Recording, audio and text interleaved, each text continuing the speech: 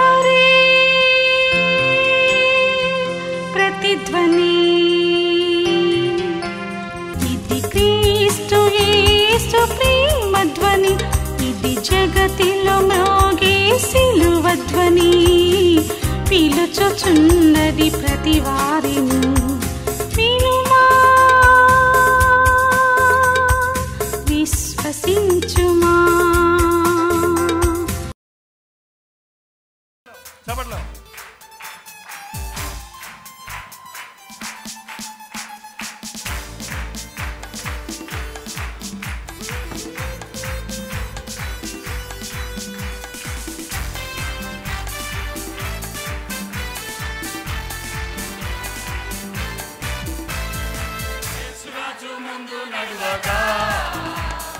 హల్లెలూయా గీతాలతో యేసురాజు ముందు నడువగా హల్లెలూయా గీతాలతో సాగిపోయేదము. హోసన్నా జయమే హోసన్నా జయమే హోసన్నా జయమనుచు హోసన్నా జయమనుచు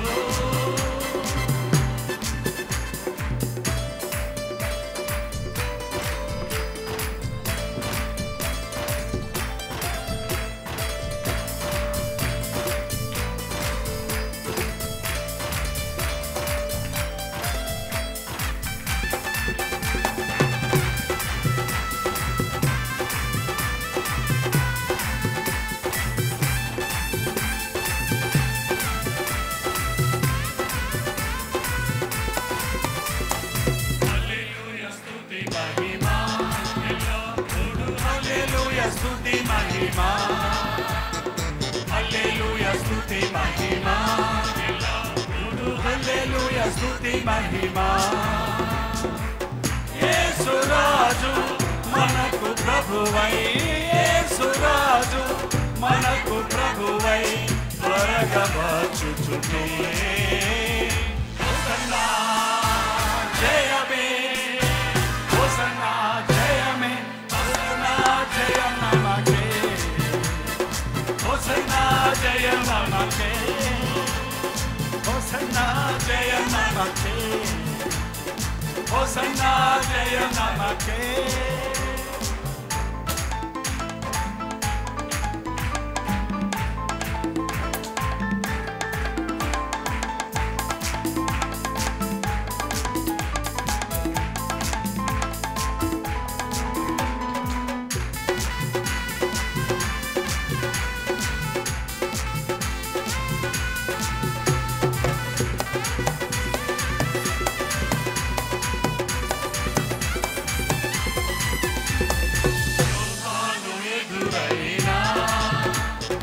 సంద్రాలు పొంగి పొర్లినా యోధాను ఎదురైనా ఎర్ర సంద్రాలు పొంగి పొర్లినా భయము లేదు జయము మనదే భయము లేదు జయము మనదే సాగిపోయేదము. హోసన్నా జయమే హోసన్నా జయమే హోసన్నా జయ నమకే హోసన్నా జయ మనకే హోసన్నా జయ మనకే హోసన్నా జయ మనకే.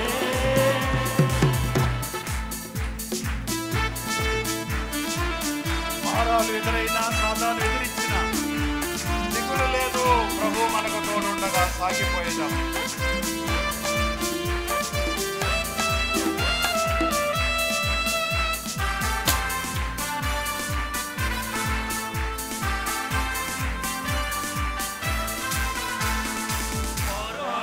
ఎదురైనా సాతాను ఎదిరించినా మారాలు ఎదురైనా సాతాను ఎదిరించినా దిగులు లేదు ప్రభు తోడుండగా దిగులు లేదు ప్రభు తోడుండగా సాగిపోయేదము. హోసన్నా జయమే హోసన్నా జయమే హోసన్నా జయమనుచు హోసన్నా జయమనుచు హోసన్నా జయమనుచు హోసన్నా జయమనుచు. యుద్ధాలు ఎదురైన శత్రువులు ఎదిరించిన జయము మనదే. ప్రభు తోడుండగా సాగిపోయేదాం.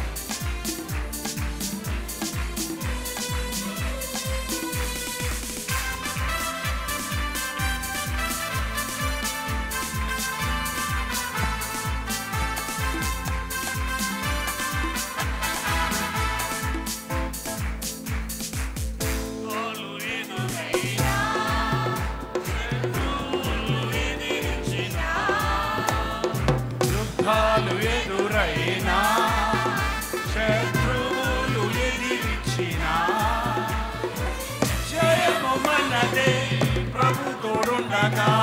జయము మనదే ప్రభు తోడుండగా సాగిపోయేదము.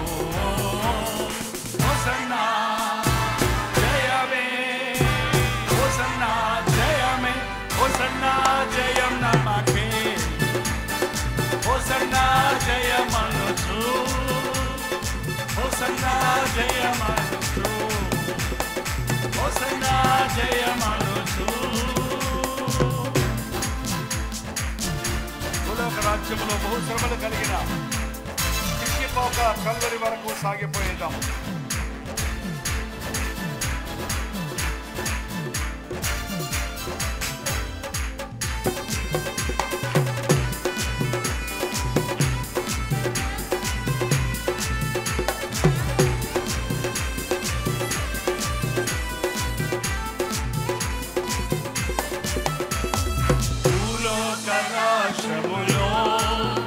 బహుశ్రమలు కలిగినను భూలోక రాజ్యములో బహుశ్రమలు కలిగినను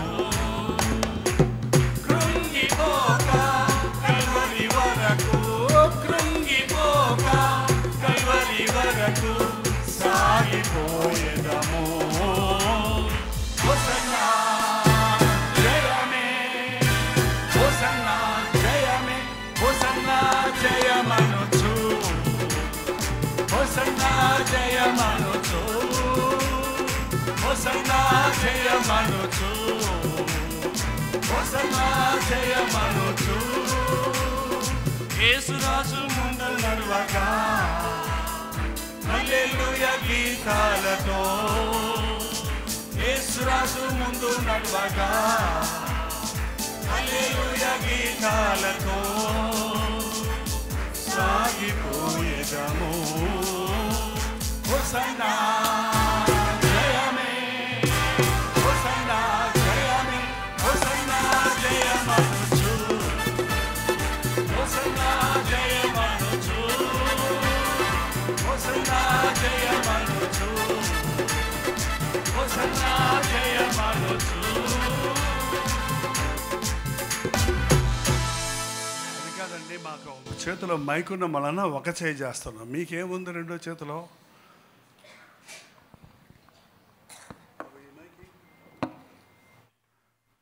హోసన్నా జయమే.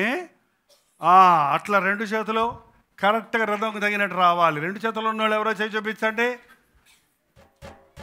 దేవుడు మర్చిపోయి నీకు ఒక చేయి ఇచ్చుంటే ఎలాగుంటుందో. ఇంటికి వెళ్ళాక రెండు చేతులతో చేసే పనులు ఏంటో చూడండి. ఒక చేతితో చేయలేని పనులు ఎన్నో ఉన్నాయని గమనించండి. దేవుణ్ణి ఒక చేతితో స్తుతిస్తే రెండో చేయి తీసేస్తాడు, జాగ్రత్త. రెండు చేతులతో దేవుణ్ణి స్తుతించండి. రెండు కాళ్ళు ఇచ్చాడా, ఒక్క కాలు ఇచ్చాడా? ఇంటికి వెళ్ళి ఒక్క కాలు కట్టేసుకొని ఒక్క కాలుతో నడిచి చూడండి ఎట్టుండదో నీ ఇబ్బంది. ఏంటంటే రెండు కాళ్ళు ఇస్తే టక్క వెళ్తున్నాం, ఒక్క కాలుతోటి ఎట్ట వెళ్తామండి?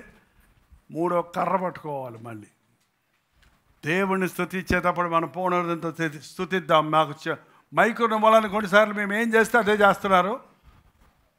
కాబట్టి రెండు చేతులు ఉన్న వాళ్ళందరూ ఇప్పుడు చక్కగా రెండు చేతులు పైకెత్తి పాడాలి. ఒక చరణం మాత్రం పాడుకుందాం. యేసురాజు ముందు నడువగా హల్లెలూయా గీతాలతో సాగిపోయేదాం. ఎస్ మిగిలిన టైంలో చప్పట్లో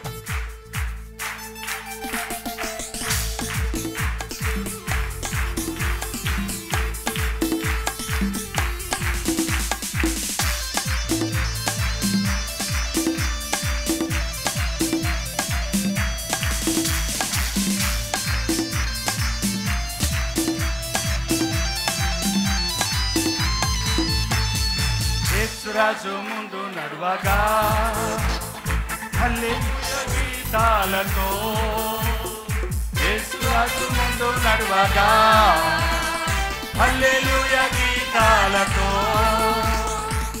సాగిపోయేదము హోసన్నా జయమే హోసన్నా జయమే హోసన్నా జయమనుచు హోసన్నా జయమనుచు హోసన్నా జయమనుచు హోసన్నా జయమనుచు యేసు రాజు ముందు నడువగా హల్లెలూయా గీతాలతో యేసు రాజు ముందు నడువగా హల్లెలూయా గీతాలతో సాగిపోయేదము హోసన్నా జయమే హోసన్నా జయమే హోసన్నా జయమనుచు హోసన్నా జయమనుచు హోసన్నా జయమనుచు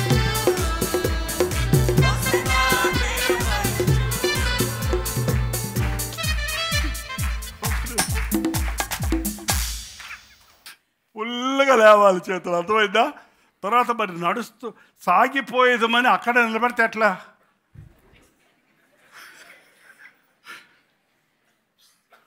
కనీసం అక్కడే నడవాలి. చేతులకే కాదు కాళ్ళకు కూడా పని పెట్టండి. ఇప్పుడు నడువగా అన్నప్పుడు ఆ నడుస్తున్నట్టు కదపండి మీ కాళ్ళు, ఓకేనా? ఇంకా భలే ఆకలిస్తే వాళ్ళు మీకు. నేను తొందరగా ముగిస్తా. Come on, only chorus 2 times.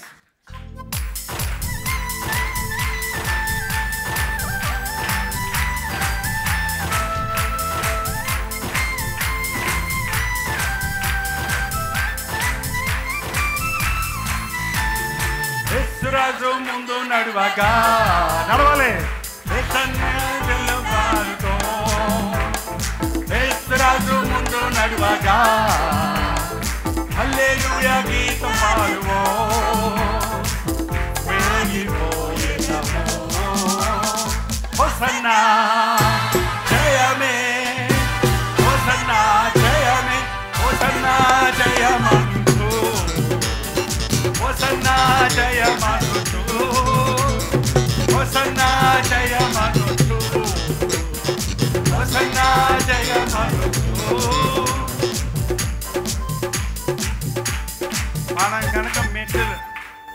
మనం కనుక మిలిటరీలోకి వెళ్తే ఒక్కడ ఫిట్ అవ్వం. హోసన్నా ఈ చెయ్యి, జయమే కుడి చెయ్యి, ఓకేనా? మీకంతే వస్తుందా? నాకు రివర్స్లో వస్తుంది, మరి చూసుకోండి మరి. ఓకే, కరెక్ట్గా రావాలి. హోసన్నా జయమే హోసన్నా జయమే హోసయ్య జయమనుచు మాత్రం కంటిన్యూస్గా పోవాలి. రెడీయా? కమాన్, నడవాలి నడవాలి.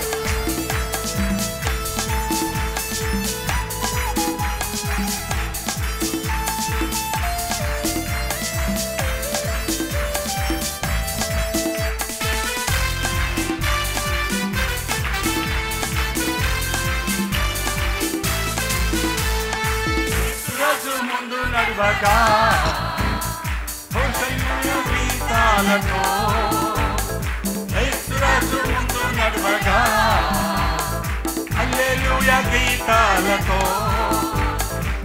సాగిపోయేదము హోసన్నా జయమే హోసన్నా జయమే హోసన్నా జయమనుచు హోసన్నా జయమనుచు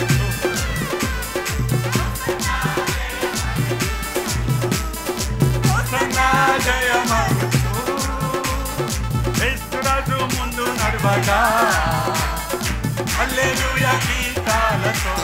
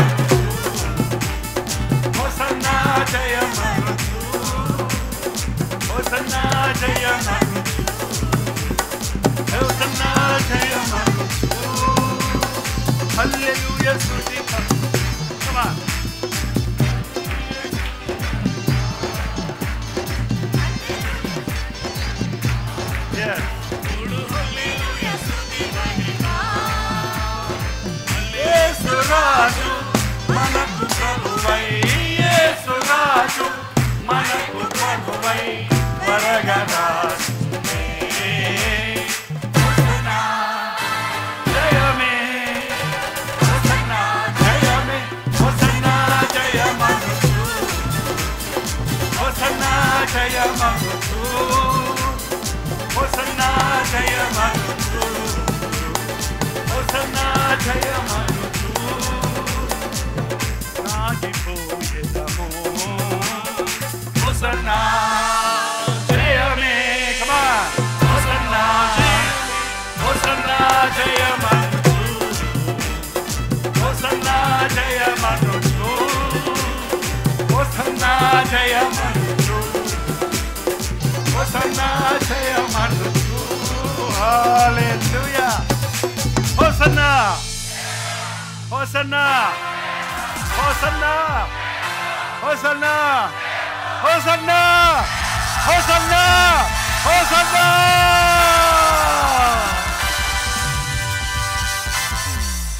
పరిచయలకు శాస్త్రాలకు కోపం వచ్చిందట. బోధ కూడా ఈ పిల్లలు అల్లరి చేస్తున్నారు, వీళ్ళ నోరు మూయించన్నాడంట.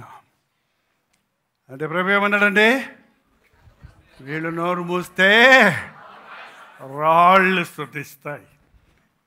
మన ప్రభు మన కొరకు యెరూషలేములో ప్రవేశించిన ఈరోజు నా పాపములు నీ పాపములు మన పాపముల కొరకు ప్రాయశ్చిత్త బలిగా కలువరి శిలువలో ప్రాణమిచ్చిన ప్రభువును రక్షించు ప్రభు. హోసన్నా అంటే ప్రభువా నీ నామంలో జయముంది, నీ నామంలో రక్షణ ఉంది అన్నది మనం గుర్తిద్దాం. అలాగే కళ్ళు మూసుకొని వచ్చిన ప్రార్థన చేసుకుందాం. మన జీవితాలు ప్రభుకి అప్పగించుకుందాం. కష్టాలు వచ్చినా శ్రమలు వచ్చినా కృంగిపోక కలువరి వరకు సాగిపోతామయ్యా. చేదైన అనుభవాలున్నా సాతాను ఎదిరింపులున్నా దిగులు లేకుండా నువ్వు నాకు తోడుంటే సాగిపోతానయ్యా. యుద్ధాలు వచ్చినా శత్రువులు ఎదిరించినా జయము నాకు ఇచ్చే దేవుడుగా నీ ఉండగా నాకు చాలయ్యా. నిన్నే వెంబడిస్తానని దేవుడితో చెబుదామండి. చేదైన అనుభవాలు ఈ లోకంలో మనం ప్రభు కొరకు బ్రతుకుతుండగా కష్టాలు, కన్నీరు, నిందలు, అవమానాలు, అనవసరమైన శోధనలు కలగొచ్చు, కానీ జయమందే. మరణాన్ని జయించిన, సాతాన్ని జయించిన, పాతాళాన్ని జయించిన, అన్ని విషయములలో శోధించబడి పాపము లేనివాడిగా ఉన్న ప్రభువు మనకు తోడుండగా మనం దేనికి భయపడనక్కర్లేదు. యేసయ్యా నీతో నడుస్తానయ్యా, లోకంతో నడిచిన బతుకు చాలయ్యా. ఆ విశాల మార్గంలో నడిచి నడిచి దారి తొడ్డు లేని పరిస్థితుల్లోకి వెళ్ళిపోయానయ్యా. నన్ను పట్టుకొచ్చి నీ మార్గంలో పెట్టావయ్యా, నీకు వందనాలు. ఇది ఇరుకు మార్గమైన నిత్య జీవానికి నన్ను తీసుకెళ్లే మార్గం గనుక నీ అడుగు జాడలు నేను వెంబడిస్తానయ్యా అని దేవునితో చెబుదాం. ఏది ఏమైనా యేసయ్యను నేను విడిచిపెట్టను అని ఒక తీర్మానం చేసుకుందాం. క్రీస్తు ప్రేమ నుండి నన్ను ఎవ్వరు ఎడబాయబడి బాపలేరు అని విశ్వసిద్దాం. ప్రతి ఒక్కరు నోరు తెరిచి మీ హృదయాలు దేవుడి సొందులో కుమ్మరించండి. లైవ్లో జూమ్లో ఏకీభవిస్తున్న వారు కూడా మీ హృదయాలను దేవుని సన్నిధిలో కుమ్మరించండి.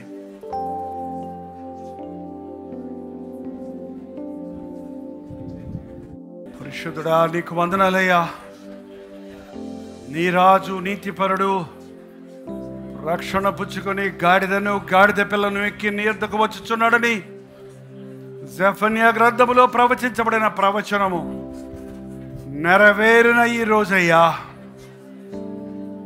గాడిదను ఎక్కి యెరూషలేములో ప్రవేశిస్తూ మా పాపముల కొరకు ప్రాయశ్చిత్తము చేయుట కొరకై యెరూషలేమా యెరూషలేమా కోడి తన పిల్లలను తన రెక్కల క్రింద చేర్చుకున్నట్లు నేను నిన్ను చేర్చుకోవడం వల్ల ఆశించదని కానీ మీరు రానొల్లకపోతిరని ఆ యెరూషలేము కొండ మీద కూర్చొని ఏడ్చిన ఆ రోజు ఈ రోజు మేము జ్ఞాపకం చేసుకుంటుండగా వారికి ఒక్కసారే అవకాశము దొరికింది. మాకు సంవత్సరం ఈ అవకాశాలు దొరుకుతూనే ఉండగా నీ సత్య సువార్తను మేము వింటూనే ఉండగా అయ్యా నీ రెక్కల చాటుకు రాకుండా ఇంకా అటు ఇటు పరిగెత్తే వారిగా మేమట నీ వద్దయ్యా. నిన్ను వెంబడించే వారిగా చేయము నాయన. జయము జయమని నీ నామాన్ని మహిమపరచుటకు సహాయం చేయి నాయన. నీతోనే సాగిపోతాను నా జీవితకాలం అంతా అని రూఢిగా ఈరోజు ఒక తీర్మానం చేసుకోవడానికి మాకందరికీ నీ సహాయం వచ్చాయి. ఈ సమయాన్ని మాకు దీవించుమని క్రీస్తు నామములో అడుగుచున్నాను తండ్రి, ఆమేన్. కూర్చోండి.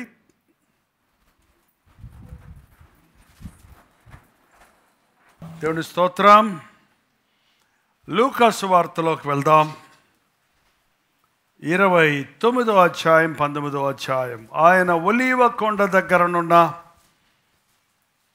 బేత్బగే బేతనియా అను గ్రామముల సమీపమునకు వచ్చినప్పుడు తన శిష్యులనిద్దరిని పిలిచి, మీరు ఎదుట ఉన్న గ్రామమునకు వెళ్ళుడి, అందులో మీరు ప్రవేశించగానే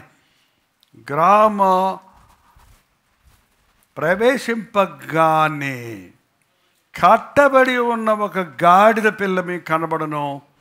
దానిని ఏ మనుషుడును ఎన్నడను కూర్చుండలేదు. దానిని విప్పి తోలుకొని రండి. కొన్నిసార్లు శిష్యులకు అర్థమయ్యేవి కావు ప్రభు చెప్పే మాటలు. అర్థం కాకపోయినా ప్రభు చెప్పినట్టు చేసినప్పుడు అద్భుతాలు చూశారు. ఈరోజు కూడా అంతేనండి. ఎదుటిన్న గ్రామంలోకి వెళ్ళండి, ఎదురుకుంటే ఒక గాడిద కట్టి ఉంటుంది. ఒక గాడిద ఉంటుందా? ఎన్ని గాడిదలు ఉంటాయి? ప్రతి ఇంట్లో ఒక గాడిద ఉండేది ఆ రోజుల్లో. ఒక సైకిల్ ఉన్నట్టు, ఒక కారు ఉన్నట్టు, బైక్ ఉన్నట్టు. ఇవాళ అది కట్టబడి ఉంది. గాడిదను సాధారణంగా కట్టరు. కడతారా? దొడ్డులోకి తోలుతారు. అవి ఎద్దు తన కామందు నెరుగును, గాడిద సొంత వాణి దొడ్డి తెలుసుకుని. అంటే దానికి మామూలుగా అది వెళ్తుంది అంతే. కానీ ఇది కట్టి పెట్టారు. ఎందుకు? ఇది కుదురైన గాడిద కాదు. ఇది అన్నీ ముందు కాళ్ళతో అంతే. ఇది ఏం చేస్తుంది తెలుసా? వెనక కాళ్ళతో తన్నుద్ది. అన్నీ ముందుకెళ్తే ఇది ఏం చేస్తుంది తెలుసా? వెనక్కి వెళ్తుంది. తారుమారు. ఈ గాడిద ఒక పాపికి గుర్తుగా ఉన్నాడు. పాపి మూర్ఖుడండి. పాపం చేసేవాడు వాడు పట్టుకున్న కుందేలుకు 3 కాళ్ళు అంటాడు. వాడు చేసేది రైట్ అంటాడు. వాడు తనకు తానే హాని చేసుకుంటుంటాడు. ఎదుటి వారి మీద నిందలు మోపుతాడు. ఒక పాపి తాను అపవిత్రుడని గుర్తించాడు. గాడిద అపవిత్రమైన జంతువు. అది ఎప్పుడు దేవుని సన్నిధిలోనికి వెళ్ళకూడదు. దేవుని యొక్క పర్వతానికి ఎక్కకూడదని కింద కట్టేశాడు అబ్రహాం. అది ఏమాత్రమో యోగ్యమైనది కాదు. అపవిత్రమైనది, కట్టబడినది, లోబడనది. అటువంటి గాడిదను విప్పి తీసుకురమ్మన్నాడు. పాపము చేయువాడు పాపమునకు బానిస. కట్టబడతామంటే అందులో నుంచి బయటికి రాలేదు. అది చాలామంది పాపమునకు కట్టబడి ఉన్నారు.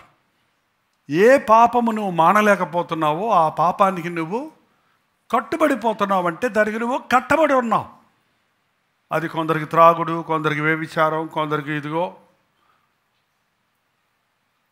Social media, cell phone, TV, కొందరికి డబ్బాశ, కొందరికి ధనం, కొందరికి ఆడంబరాలు, కొందరికి తిండి, కొందరికి నిద్ర. ఏదైతే నువ్వు జయించలేవో దానికి నీవు బానిసవి. అందులో నుంచి నీ చేతగా చాలామంది చెప్పేది ఏంటంటే ఆ బానిసత్వంలో నుంచి నువ్వు విడిపించబడాలని ఆశపడతావు, కానీ నీ వల్ల కాదు. అందుకే ప్రభు మనకు విడుదల ఇవ్వటానికి వచ్చాడండి. కట్టబడిన గాడిదను విడిపించి తీసుకురా. ఎవరైనా ఎందుకు దీన్ని విప్పుతున్నారు అని అడిగితే ఏం చెప్పమన్నాడు? ఇది ప్రభువునకు కావలసి ఉన్నది. మనం కూడా మూఢాచారాలకు కట్టబడిన వారిగా చాలామంది ఉన్నాం. లోకానికి కట్టబడిన వారిగా ఒకప్పుడు ఉన్నాం. పాపపు కట్లతో ఉన్నాం.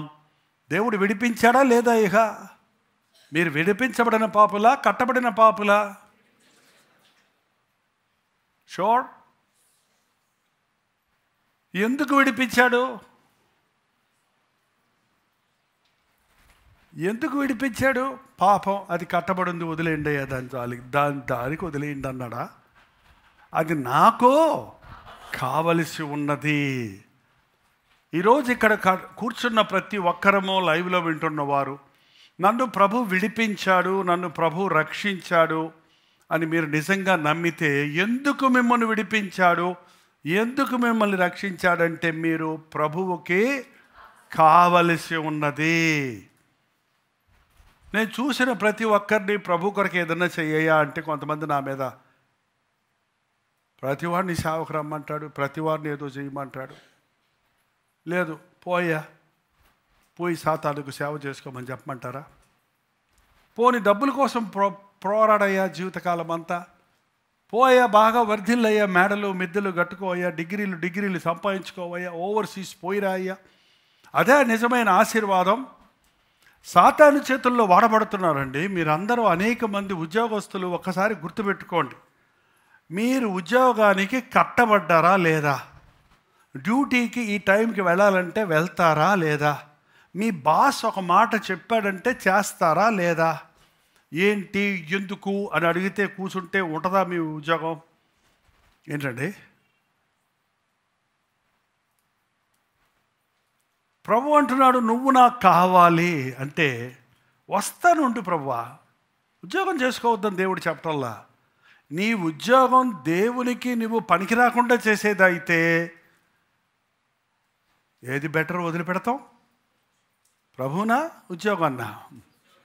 ఏంటండి, చాలామంది దైవజనులు తెలుసు నాకు, వాళ్ళు ఉద్యోగాలు చేస్తూ వాళ్ళు ఎప్పుడు లీవ్ పెట్టినా వాళ్ళు లీవ్ ఇవ్వాల్సిందే. వాళ్ళకున్న కెపాసిటీని బట్టి, వాళ్ళకున్న ఆశీర్వాదాన్ని బట్టి దేవుడు వారి అధికారుల హృదయాలు కదిలించినప్పుడు వాళ్ళు ఎన్ని ఉద్యోగాలు చేస్తున్నా సరే మొదట దేవుని సేవకు మొదటి స్థానం ఇచ్చేవారు. మరి దియా ప్రసాదరావు గారు ఉన్నారు, ఆయన ఒక టీచరు. కానీ ఎప్పుడు ఎక్కడ మీటింగ్లు పిలిచినా మాకు లీవ్ దొరకదని ఇంతవరకు ఒక మాట కూడా అంటాను నేను వినలేదు. ఏంటంటే లీవ్ పెట్టేస్తాడు. డిఈఓ వస్తున్నా సరే. ఇంకా సుఖదానం గారు అని ఒక దైవజనుడు ఉండేవాడు, ఆయన అంతే. చాలామంది దేవునికి మొదటి స్థానం, దేవుని కొరకు నేను బ్రతకటం, ఏదైనా ఉద్యోగం నా జానుడు పొట్ట పోషించుకోవటానికి, ఎందుకో ఇంకొకటి బారగొట్టకుండా. ఏంటంటే మెయిన్ నా దేవునికి నా జీవితం, నా అవసరతల కొరకు ఎంత సంపాదిస్తే సరిపోద్ది మీకు చెప్పండి? చూడండి, ఆలోచన చేయండి. మనుషుడికి ఆ తృప్తి లేదు, ఇంకా సంపాదించాలి, ఇంకా సంపాదించాలి. సంపాదన పెరిగే కొద్దీ మనుషుడికి ఆడంబరాలు పెరుగుతున్నాయండి. ఆడంబరం పెరుగుతుంది కానీ ఆనందం ఏం పెరగటం లేదు. మనుషుడు ప్రయాస పడే కొద్దీ అతనికి యాంగ్జైటీ, ఆతృత, స్ట్రెస్, ఒత్తిడి, ఆ మానసికమైన పోరాటాలు కలుగుతున్నాయే కానీ ప్రశాంతత దొరకటం లేదండి. ఒకరోజు ఒక సముద్ర పొడ్డున ఒక అబ్బాయి హాయిగా కూర్చొని సముద్రంలో చూసుకుంటా, ఆకాశాన్ని చూస్తా, సముద్రం చూస్తా, ఎగురుతున్న పక్షులను చూస్తా ఎంజాయ్ చేస్తున్నాడంట. అక్కడ వచ్చి ఏంటయ్యా చేస్తున్నావు ఇక్కడ అంటే, ఆనందిస్తున్నానయ్యా, దేవుడు ఎంత గొప్పవాడు, ఎంత పెద్ద సృష్టి చేశాడు, ఎంత బాగుంది. అంటే టైం వేస్ట్ చేసుకుంటున్నావు, ఊరక కూర్చోకపోతే చేపలు పెట్టుకోవచ్చు కదా అన్నాడంట. చేపలు పట్టేసుకున్నాను, ఈ రోజుకి కావాల్సినవి అన్నాడంట. ఇంకా ఎక్కువ పట్టుకోవచ్చు కదా. ఎక్కువ పట్టుకుంటే ఏం చేయమంటావు? అమ్ముకోవచ్చు కదా. అమ్ముకుంటే ఏం వస్తాయి? డబ్బులు వస్తాయి కదా. డబ్బులు ఇస్తే ఏం చేయమంటావు? ఇల్లు కట్టుకోవచ్చు కదా. ఇల్లు కట్టుకుంటే ఏం చేసుకుంటావు? పెళ్లి చేసుకోవచ్చు కదా. పెళ్లి చేసుకుంటే ఏం చేసుకుంటావు? పిల్లలు పుడతారు కదా. పిల్లలు పుట్టాక ఏం చేసుకోమంటావు? హాయిగా పిల్లల్ని బాగా చదివించుకొని రిటైర్ అయ్యి మడత కూర్చొని కూర్చొని రిటైర్ అయిన తర్వాత హాయిగా ఎంజాయ్ చేయొచ్చు కదా అన్నాడంట. నేను ఇప్పుడు చేసేది ఏంటయ్యా, నువ్వు ఎప్పుడో చెప్తున్నావు, నేను ఇప్పుడు చేసేది ఏంటి? హాయిగా ఎంజాయ్ చేస్తున్నారు. ఈ రోజుకి కావాల్సింది ఈ రోజుకి వచ్చేసింది. ఇక నాకెందుకు రేపటి గురించిన చింత? రేపటిది రేపు చూసుకుంటాడు దేవుడు. ఏంటంటే ఈ రోజున మన జీవితాల్లో కట్టబడిపోయామండి. Don't be addicted to evil హ్యాబిట్స్కి అడిక్ట్ అయ్యే వాళ్ళకంటే ఈ రోజున వర్క్కి అడిక్ట్ అయిపోయేవారు, డ్యూటీకి అడిక్ట్ అయిపోయేవారు, బాసులకి అడిక్ట్ అయిపోయేవారు, భార్యకి ఫిలప్ ద బ్లాంక్స్, భార్యకి అడిక్ట్ అయిపోయేవారు. ఏదన్నా అడిగితే నా భార్యను అడగండి, రిపీట్ చేయండి అమ్మా. ఏదన్నా అడిగితే ఆయన అంటే డ్రైవర్ అందహామా, ఏదన్నా అడిగితే ఏమంటే ఆయన డ్రైవర్. ప్రభువునందు మీ భర్తలకు విధేయులై ఉండండి, ప్రభువునందు మీ భార్యలకు లోబడి ఉండండి. ప్రభువుకు విధేయులు అవ్వండి. ప్రభువునందు మీ తల్లిదండ్రులకు విధేయులను అవ్వండి అని దేవుడు వాక్యం చెబుతుందండి. కట్టబడి ఉన్నారు. ఈ రోజున ఒక్కసారి చేయండి, ఏదైనా మీరు ఓవర్కమ్ చేయలేనిది ఏదన్నా ఉందా? ఒక చెడ్డ ఆలోచన కానీ, చెడ్డ పనులు కానీ, చెడ్డ విషయాలు కానీ, మంచిగా కనపడే దేవునికి దూరపరిచేటువంటి ఉద్యోగం కానీ, లగ్జరీస్ కానీ, ఆడంబరాలు కానీ, తిండి కానీ, నిద్ర కానీ జయించలేని పరిస్థితుల్లో ఉంటే ప్రభు నిన్ను విడిపించాలని ఆశపడుతున్నాడు. దాన్ని విప్పి నా దగ్గరికి తోలుకొని రండి. గాడిద వచ్చిందండి, ప్రభు ముందు నిలబడింది. చాలామంది శిష్యులు అందరూ పట్టుకొచ్చిన తర్వాత ఇప్పుడు ఆ గాడిద మీద ప్రభు ఊరేగబోతున్నాడు. ఇది ఎప్పుడో జెఫన్యా గ్రంథంలో రాయబడి ఉన్న ప్రవచనమే. జెఫన్యా గ్రంథం, జకరియా గ్రంథం పొద్దున కూడా జెఫన్యా అని చెప్పినట్టున్నాను. జకరియా గ్రంథం 9వ అధ్యాయం 9వ వచనం చదవండి. సియోను నివాసులారా బహుగా సంతోషించుడి, యెరూషలేము నివాసులారా ఉల్లాసముగా ఉండుడి. నీ రాజు నీతిపరుడును రక్షణ గలవాడును దీనుడునై గాడిద పిల్లను ఎక్కి నీ వద్దకు వచ్చుచున్నాడు. సియోను అంటే యెరూషలేములోని ఒక కొండ పేరు సియోను అండి. సియోను నివాసులారా బహుగా సంతోషించండి, యెరూషలేము నివాసులారా ఉల్లాసంగా ఉండండి. నీ రాజు నీతిపరుడు. ఏం తెస్తున్నాడు ఆయన? రక్షణ పట్టుకొని దీనుడుగా గాడిద పిల్ల. మత్తయి సువార్తలో గాడిద పిల్లని ఇప్పి తీసుకురమ్మన్నారు. మార్కులోకి వచ్చేటప్పటికి గాడిద అని ఉంది. కాబట్టి కన్ఫ్యూజ్ అవ్వద్దు. ఏంటంటే గాడిద పిల్లని తెచ్చాడు ప్రభు. దేని మీద నిలబడి ఉంటాడో? గాడిద ఎంత ఎత్తు ఉంటుంది? ఏంటో మాట్లాడరు. మేము ఎప్పుడు చూసామండి అంటారా? ఎంత ఎత్తు ఉంటుందండి? పొట్టి సైకిల్ అంత ఎత్తు ఉంటుంది. పిల్లల సైకిల్ ఉంటుంది చూడండి, అంతే. యేసుప్రభు ఎంత ఎత్తు అనుకుంటున్నారు? 6 అడుగులు ఎత్తుంటారని చరిత్రకారులు రాశారు. అంటే ఆయన ఇట్ట కూర్చుంటే ఇట్ట అవ్వుద్ది. అసలు అంటే ఆయన ఇట్ట నడుస్తుంటే గాడిద కింద నడుస్తుందంట, అంతే. మన పిల్లలు కూడా అలా యాక్ట్ చేస్తారు ఇక్కడ. అబ్బో నేను యేసు ప్రభువుని మొయ్యాలా? ఆయన యేసు ప్రభువుని 6 అడుగుల మనిషిని నేను మోస్తే, 70 కేజీల మనిషిని నేను మోస్తే నా నడి విరిగిపోద్దో అని ఎగిరికి అంతేసిపోయింది అనుకుంటుంది. దానికి ఆ భాగ్యం దొరికేది కాదు. కానీ ప్రభు ఆయన నా యొద్దకు వచ్చి నా కాడి ఎత్తుకొని నా యొద్ద నేర్చుకొనండి, నా కాడి లఘువైనది తేలికైనది, నేను సాత్వికుడను. హార్డ్ మాస్టర్ కాదండి ఆయన, కఠినమైన యజమాని కాదు ఆయన, మనుషుల్ని పిప్పి చేసేవాడు కాదు ఆయన. మీ ఉద్యోగస్తుల్లో ఎంతమంది నాకు చెప్తుంటారో, మా ఆఫీసర్ ఒకడు తలకాయ నొప్పోడండి అన్నాడు ఒక ఆయన వచ్చి. చంపుతున్నాడండి అన్నాడు ఒక ఆయన వచ్చి. ఏమన్నారు? గుంజీలు తీస్తున్నాడండి అన్నాడు ఒక ఆయన. హెవీ లోడ్ నా నెత్తిన పడేస్తున్నాడండి. మన బిడ్డలు ఎప్పుడు క్రైస్తవులు ఏంటంటే నమ్మకంగా ఉంటారు, చక్కగా తెలివితేటలు ఉంటాయి, ఎక్కువ బాగా పనిచేస్తారు. కాబట్టి ఎవరికి ఇస్తారు పని? ఎక్కువ పాడు చేసేవాడికి ఇస్తే ఏమవుతుంది? దానికి ఎవరుగా. అందుకని మన మంచితనం అంతా, మన కెపాసిటీ అంతా బాస్కి అప్పచెప్పి వాడి చేతుల్లో నలిగిపోతున్నాం.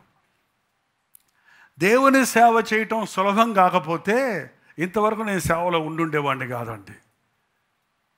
దేవునితో చేసే సేవ సులభంగా ఉంటుంది. ఒంటరిగా చేసే సేవ అయితే భలే కఠినం. ఉద్యోగం, ఈ లోకంలో ఉన్న ఉద్యోగాలన్నిటికంటే కఠినమైన పని దేవుని పని చేయటమే. కానీ దేవుడి తోడు, దేవుని సహాయంతో చేసినప్పుడు కాడి అంటే ఇలా ఉంటాయి, 2 ఎద్దులు ఉంటాయి. ఒక పక్క ప్రభు ఉన్నాడు, ఇంకో పక్క వచ్చి అంటున్నాడు మీరు వచ్చి ఈ పక్కన నా కాడిని మీ భుజం మీద పెట్టుకోండి అంటే ఏమంటున్నాడు? బరువంతా ఆయనే పెట్టుకొని మనల్ని ఊరక నడవమంటున్నాడు అంతే. ఇలాంటి ఒక పెద్ద టేబుల్ వాళ్ళ నాన్న ఎత్తుతుంటే ఒక చిన్న 3 ఏళ్ల కుర్రోడు అప్పుడప్పుడే మాటలు వస్తున్నాడు వచ్చి, daddy I will help you అన్నాడంట. ఒరే నువ్వు మొయ్యలేవురా ఇది, ఆగు అంటున్నావు అని గోల పెడితే సరే అన్నాడంట. వాళ్ళ డాడీ మోస్తుంటే ఈడు ఇట్ట ఏలు పెట్టి ఉట్టినే ఊరికే ముక్కుతున్నాడు, చెయ్యి పెట్టాడు. వాడి ఫీలింగ్ ఏంటి? నేను కూడా డాడీతో పాటు మోస్తున్నాను. అంతే. మనం దేవుడు చేసే పనుల్లో మనం ఊరక చెయ్యి పెడితే చాలా, అంతే. మోసేదంతా ఎవరో? ఆయన. పాప భారం కంటే దేవుని భారం సులభమైందండి. లోకాధికారుల కంటే క్రీస్తు ఎంతో కరుణావాత్సల్యాలు కలిగిన వాడు. అది గాడిద ప్రభు దగ్గరకు రాగానే దానికి ఏం షోకులో బా శుభ్రంగా స్నానం చేయించుంటారా లేదా? ప్రతి వాళ్ళు తోమంటారు దాన్ని పట్టుకొని. ఆ జుట్టు ఏమన్నా ముడతలు పడి ఉంటుంది, అంతా ఇప్పి సెల్లుడికి తీసుకెళ్ళారేమో. ఎన్ని బాడీ వాష్లు చేశారో. ప్రభు కూర్చుని గాడిద దగ్గర వాసన రాకూడదు. దాన్ని శుభ్రంగా చేసి ప్రభు ముందుకు తీసుకొస్తే ఒక ఆమె ఏం చేసింది తెలుసా? దాచిపెట్టుకున్న ఎర్రపట్టు చీర తెచ్చేసేసిందంట. అంటే ఆ గాడిదకి ముస్తాబు చేస్తుంటే ఈ గాడిదకి ఏం అర్థం కావట్లేదు. చీ గాడిద, పో గాడిద అని నన్ను తిడతారు అందరూ. ఏంట్రా నాకు ఈ గౌరవం? ప్రభు వచ్చాడు, పైన నిలబడ్డాడు, అది నడుస్తుంది. పిల్లలు పరిగెత్తుకుంటూ వచ్చారు, పెద్దలు పరిగెత్తుకుంటూ వచ్చారు, శిష్యులు పరిగెత్తుకుంటూ వచ్చారు. చేతులు ఏమున్నాయి? కత్తులా? చదివారా బైబిల్ లేదా?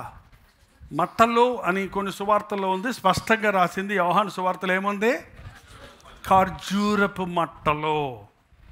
ఎంతమంది ఖర్జూరపు మట్టలు చూశారు? ఖర్జూరపు చెట్టు చూశారు? ఎక్కడున్నాయి? ఇండియాలో ఉన్నాయా? ఎట్లుంటుందండి ఖర్జూరపు చెట్టు? మన దేశంలో ఉన్న ఈత చెట్లలాగా ఉంటాయి. అది ఎక్కడ పెరుగుద్దో తెలుసా? గోదావరి కాలువ పక్కన కాదు. వాటికి నీటి సరఫరా అక్కర్లేదు. తక్కువ నీరున్న చోట కూడా అది ఎక్కువగా ఫలిస్తుంది. అంతే. అందుకే ఆ ఎడారుల్లో బాగా ఖర్జూరపు చెట్లు ఉంటాయి. అక్కడి నుంచి వస్తాయి, దుబాయ్ నుంచి, ఇజ్రాయెల్ దేశం నుంచి, అంటే పాలస్తీనా నుంచి. ఖర్జూరపు చెట్టు బాగా ఎత్తుగా పెరుగుతుంది. దానికి ఉన్న ప్రత్యేకత ఏంటంటే ఆ నీరు ఎక్కడుందా అని ఎత్తుక్కొని ఏర్లు ఒక్క బిట్టు, ఒక చుక్క ఎక్కడన్నా తేమ కనపడ్డా లాక్కుంటుందట. లాక్కొని లాక్కొని లాక్కొని చక్కగా ఆ కిందున్న ఆ నీటిలో నుంచి, ఆ ఎండలో నుంచి, ఆ యొక్క భూమిలోని సారాన్నంతా గుంజుకొని చక్కటి ఫలాలను మనకి అనుగ్రహిస్తుంది. ఖర్జూరపు చెట్టు ఎండిన జీవితాలలో ఫలింపుకు కారణమైన ప్రభు కృపను చూపిస్తుందండి. ప్రభువును నమ్ముకున్న వారికి మీ జీతం ఎంత తక్కువైనా, మీ రాబడి ఎంత తక్కువైనా, మీ చుట్టూన్న పరిస్థితులు ఎంత హార్డ్గా, ఎంత కఠినంగా ఉన్నా నీవు వర్ధిల్లుతావు. ప్రభువును వెంబడించేవారు, ప్రభువు కోరుకున్నవాడు, ప్రభు దగ్గరకు తేబడిన వారు ఎట్టి పరిస్థితుల్లో, ఎంత కొరతలో, ఎంత తక్కువ సంపాదనలో ఉన్నా వారు సమృద్ధిగా ఉంటారండి. దుష్టులకు ఆస్తి ఎక్కువ ఉంటుందేమో కానీ ఆనందం ఉండదు. దేవుని బిడ్డలకు కొంచెమున్నా, తొట్టిలో కొంచెం పిండి, బుడ్డిలో కొంచెం నూనె, కానీ కరువు లేదా ఇంట్లో. యేసయ్యతో మనకున్న చిన్న సంపాదన మనకు సరిపోగా మిగులుతుందండి. అంతేకాదు మనం ఫలిస్తాం, మనం వృద్ధి చెందుతాం. ఆ ఫలాలకు ఫలించటకు గుర్తుగా ఉన్న ఖర్జూరపు మట్టలు, అందులో ఖర్జూరపు ఏముందో చూడండి. అక్కడ మళ్ళీ యోహాను సువార్తలోకి రండి. మట్టలు ఇచ్చాడా, వేరే ఏమన్నా పదం ఇచ్చాడా? మట్టలే. మట్టలంటే లేత కొమ్మలు. ఏంటవి? అది ఇప్పుడే పెరుగుతున్న కొమ్మ. అంటే పెరుగుతుందంటే దానికి అర్థం ఏంటి? కొత్తగా, ఫ్రెష్గా. ఇది పెరుగుతున్నప్పుడు ఇట్లుంది, పెరిగితే ఎట్ట అయిపోద్ది? ఏంటండి?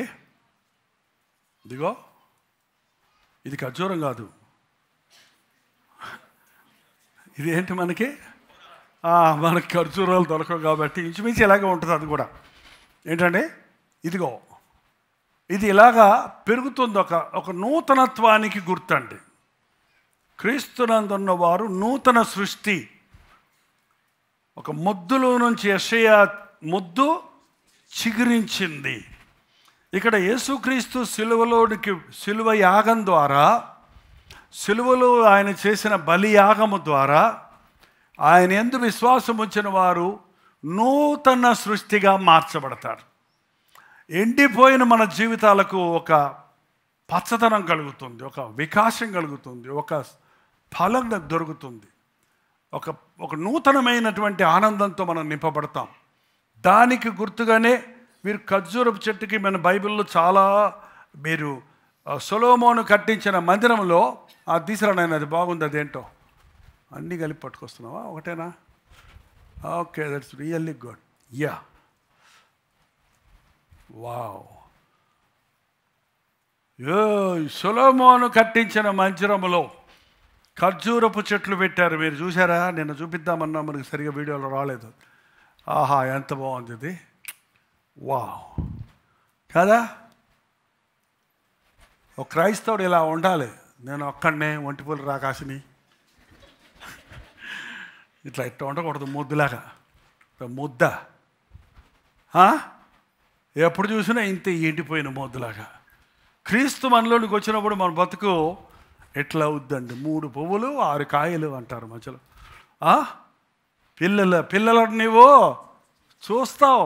వారిలో ఒంటరి అయిన వాడు 1000 మందికి, అది వెనకాల ఖర్జూరపు చెట్లు కూడా ఉన్నాయి చూడండి, 1000 మందికి ఆశీర్వాదం అవుతారు. ఎందుకు ఈ ఖర్జూరపు చెట్లు? ఖర్జూరపు చెట్ల గురించి బైబిల్లో ఒక ప్రసంగమే చేసుకోవచ్చు, తర్వాత చూద్దాం. నీతిమంతుడు ఖర్జూరపు చెట్టు వలె వర్ధిల్లుతాడు.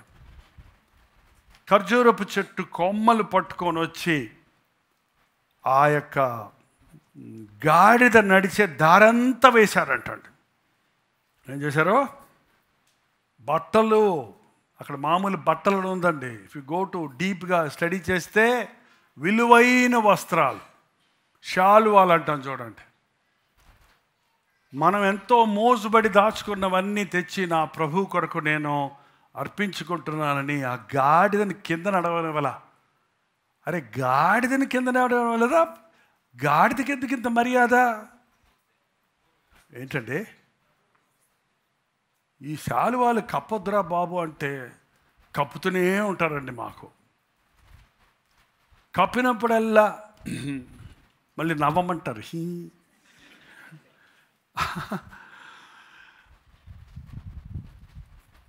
ఎందుకు ఈ శాలువా కప్పుతున్నారు ఒక మనిషికి? ప్రభువును మోస్తున్నందుకు. విలువలేని మామూలు మనుషులమే. శాలువా కప్పటమే కాదండి, నీకేదన్నా ఘనత వచ్చిందంటే, నీకేదన్నా గొప్పతనం ఉందంటే, నిన్నెవరన్నా పొగుడుతున్నారంటే, నీలో ఎవరన్నా ప్రత్యేకత చూస్తున్నారంటే, నీ అంది ఎవరైనా నమ్మికుంచుతున్నారంటే దానికి కారణం నన్ను ఘనపరచువారని నేను ఘనపరుస్తానన్నాడు. ఆ గాడిద కొంచెంసేపు అర్థం కాలేదంట. తర్వాత దానికి అర్థమైంది, ఓహో ఇవన్నీ నాకు కాదు, ఎవరికివి? ప్రభువుని నేను మోస్తున్న మూలాన, ప్రభువుని నేను మోస్తున్న మూలాన నన్ను పూజిస్తున్నారు, జేజేలు కొడుతున్నారు. మన భారతదేశంలో కనుక అయ్యుంటే ఖచ్చితంగా ఆ గాడిదకి గుడి కట్టించుండేవారండి. ఆ తర్వాత ఆ గాడిద ఎట్టుపోయిందో తెలీదు. దాని గురించి బైబిల్లో ప్రభువుని ఎక్కించుకున్న గాడిద, దండం తల్లి, ప్రభుతో ఒక మాట చెప్పు. ఇప్పుడు అదే పాస్టర్ గారులకు గుడులు కట్టేవాళ్ళు, పాస్టర్ గారులకు దండాలు పెట్టేవారు. మరి మీరు దైవ సేవకులు కదా, దేవుడితో ఒక మాట చెప్పండి. ఏంటంటే అన్నమానండి దేవుణ్ణి. యథార్థమైన అడిగితే పర్వాలేదు. లంచం ఇచ్చామండి, జరగలేదండి, వాడు గుండె ఆగేటట్టు ప్రార్థన చేయమని చెప్పండి. దయచేసి అలాంటి విన్నపాలు చేయకండి. మనం చేసే ప్రార్థన దైవ చిత్తానుసారమైనవిగా ఉండాలి. ఆ గాడిద ఊరేగుతూ ఆ బేతనీ గ్రామం నుండి కిందకి వచ్చి ఒలీవ తోట కిందకు వచ్చినప్పుడు ఏం జరిగిందో చూడండి.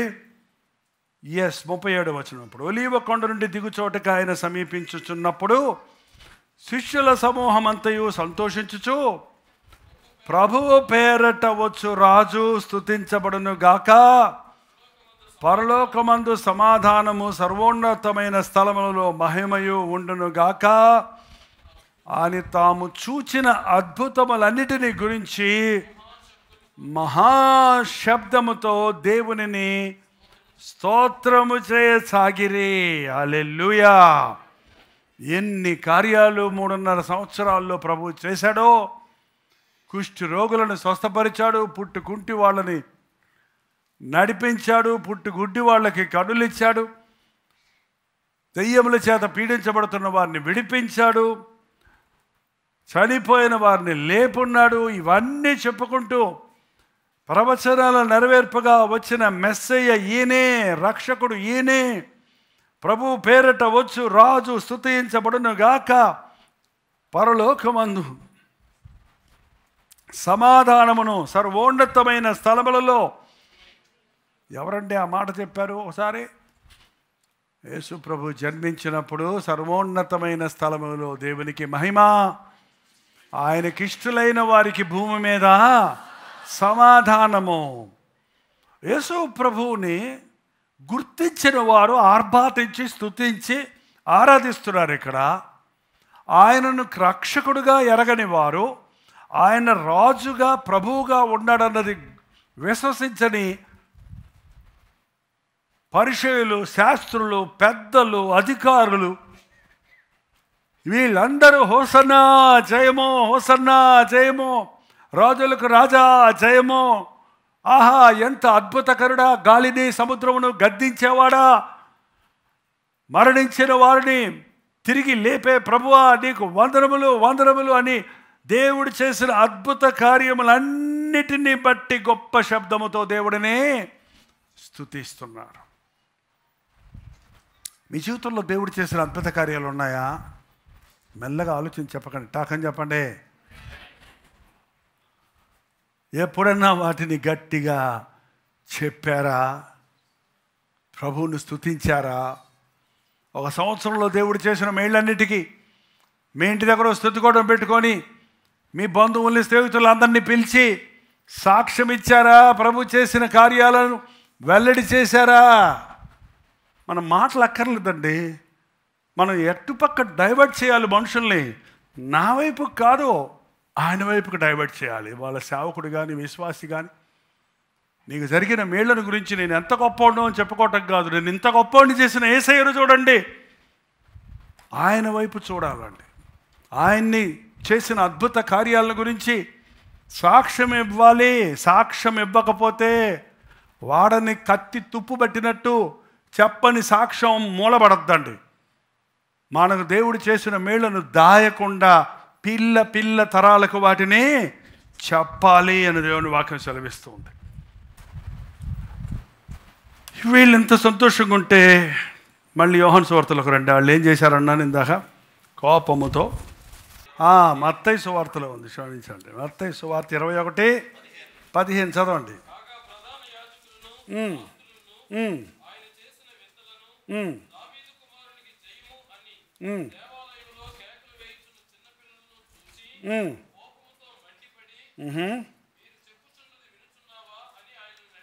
ఎందుకురా బాబు వీళ్ళ కోపం వచ్చింది?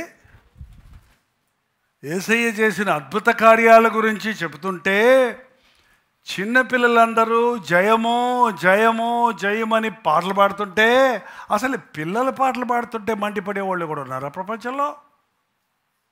పిల్లల్ని చూసి కూడా జాలి దయ లేని వారుగా ఉన్నారా? ఎవడు తెలుసండి వాడు పిల్లల్ని చంపించినాడు? హేరోదు. 2 సంవత్సరాల్లో పిల్లల నా కసి తీరాలి, ఎవడేడిస్తే నాకేంటి? ఇది సాతాను పద్ధతి అండి. దేవుడిని స్తుతించే వాళ్ళని చూస్తే చాలామంది చెప్తుంటారు, ప్రార్థన చేసుకుంటుంటే మా ఇంట్లో వాళ్ళు ఒకటే గొడవ అండి. సినిమా పాటలు పెట్టుకుంటే ఏమంటారండి? దేవుని పాట పాడుతుంటే నోరు ముయ్యి అంటారండి. సిగ్గులేని పాటలు పాడుతుంటే ఏమంటారు? పనికి మాలిన పనులు చేస్తుంటే ఏమంటారు?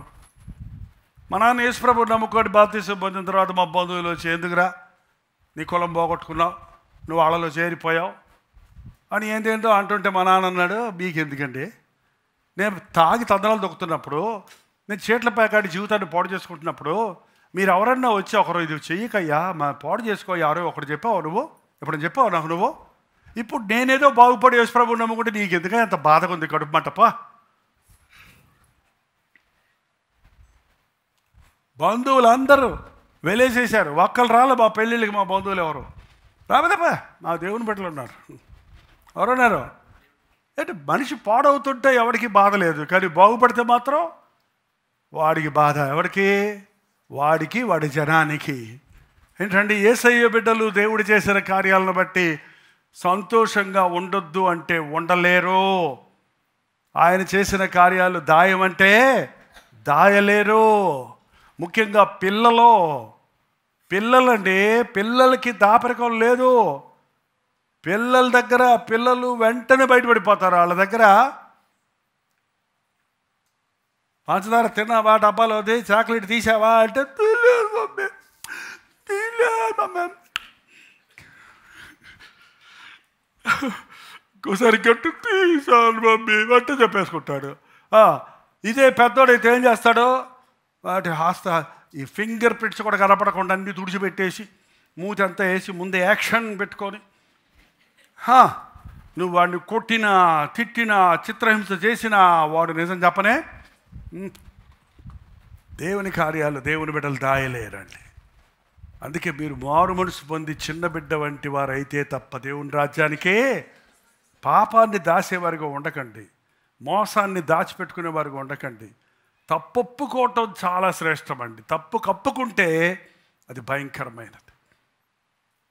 ఈ పరిచయులు, శాస్త్రులు, సోకాల్డ్ రిలీజియస్ పీపుల్, మేము కుజీవ సభలు జరుపుతున్నప్పుడు కొన్ని చోట్ల మాకు ఆటంకాలు వచ్చేది ఎవరి దగ్గర నుంచి అంటే క్రైస్తవుల దగ్గర నుంచే. విచారం,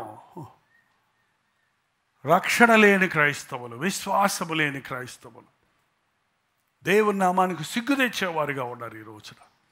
ప్రభు వారిని చూసి అన్నాడు, మీరు ఊరుకుంటే, మీరు పిల్లలు ఊరుకుంటే 18వ వచనం 16వ వచనం అక్కడే, బాలురేక్కయు చంటి పిల్లలేక్కయు నోట స్తోత్రము సిద్ధింపజేసితివి అన్న మాట మీరు చదవలేదా? ఇది వాక్యములో ప్రతిదినండి. ప్రభు జీవితంలో ఎవ్రీథింగ్ ఈజ్ ఇన్ ఆర్డర్. ఆయన జీవితంలో జరిగిన సంభవాలన్నీ ప్రవచనాల నెరవేర్పుగా జరిగాయి, కానీ ఇట్స్ నాట్ యాక్సిడెంట్.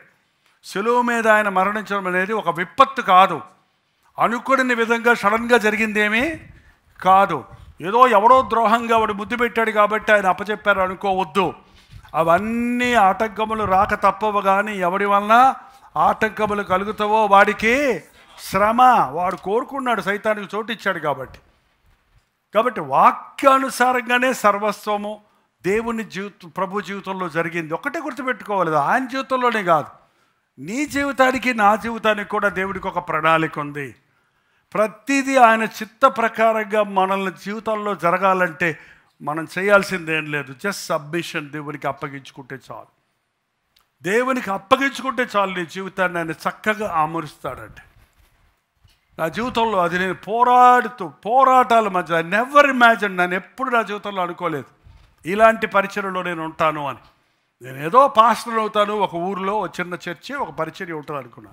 కానీ ఆయన పద్ధతులు చూస్తే, ఆయన విధానాలు చూస్తే, రేడియో సేవ, టీవీ సేవ, ఇంకా మరింత వైడ్ సోషల్ మీడియా సేవ, ఇలా ఉజ్జీవ సభలు, గెట్ టుగెదర్లు, ఇలా డిఫరెంట్ మినిస్ట్రీస్లో నడిపిస్తున్న విధానం చూస్తే ఎట్లుందంటే దేవుని ప్రణాళిక నన్ను అందరికీ ఉపయోగకరంగా వైడ్గా వాడుకోవాలనే ఆ ప్రణాళిక ఆయనకు ముందే ఉందండి.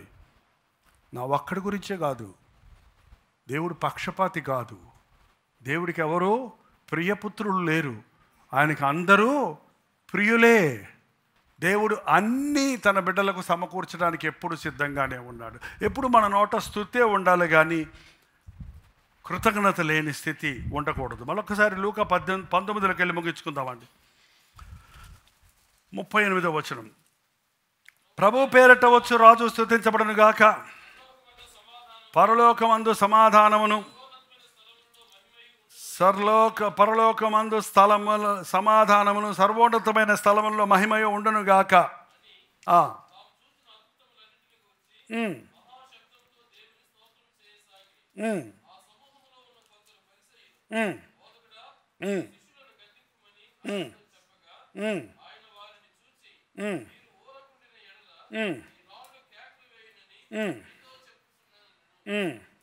చదవండి.